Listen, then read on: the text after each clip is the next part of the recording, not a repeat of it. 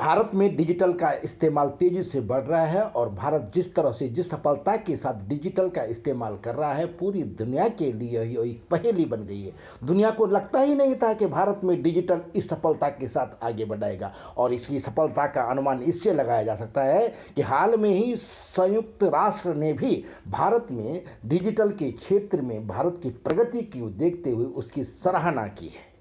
बहरहाल देश में डिजिटल का जिस स्तर पर इस्तेमाल हो रहा है उसका श्रेय प्रधानमंत्री नरेंद्र मोदी को जाता है।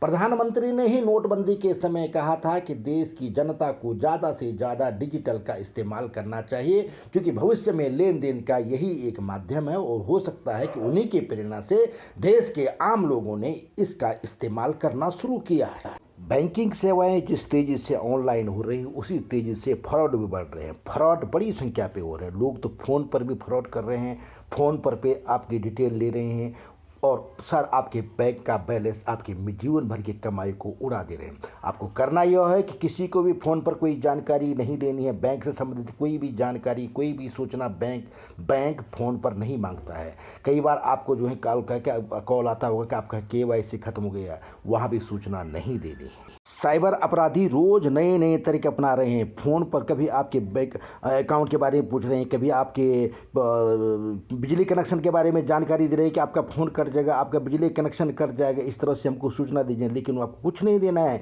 कई बार तो ऑनलाइन ठगी जो है इसलिए भी हो रही है कि आपको कहा जाता है आपका पुरस्कार निकला है, काहे का निकला, काहे के नाम लिख रहा है, वहाँ भी सूचना नहीं देनी है। कई बच्चों जो है आजकल बच्चे जो हैं नौकरियों के लिए वो करते हैं, अप्लाई करते हैं, उसके लिए जो है ऑनलाइन ठगी बड़ी तेज़ी से हो रही है, सीधे सेंधमारी की जा रही है।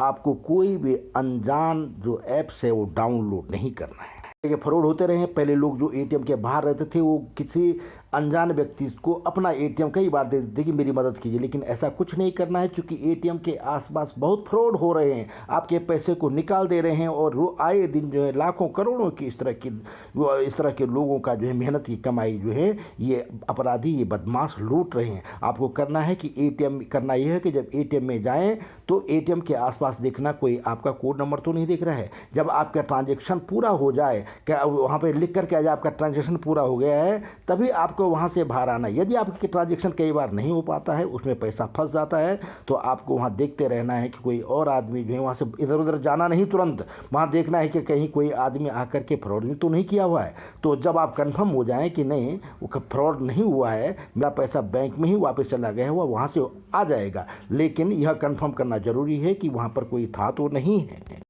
ATM को लेकर के किसी अपरिचित व्यक्ति से कोई जानकारी नहीं लेनी, कोई मदद नहीं लेनी, कोई कोड उसके साथ शेयर नहीं करना, क्योंकि इसमें बहुत बड़ा फ्रॉड हो रहा है।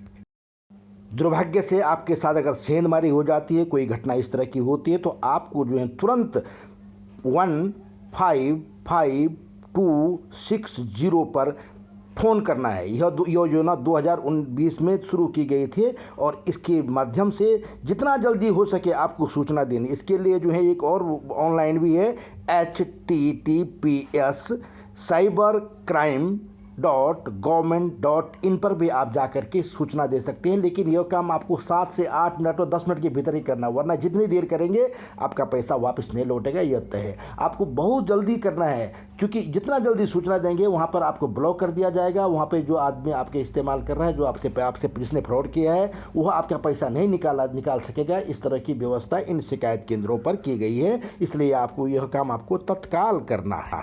मुझे उम्मीद है कि यह सूचना आपके लिए उपयोगी साबित होगी। कृपया सब्सक्राइब करें, लाइक करें, कमेंट्स करें और इसे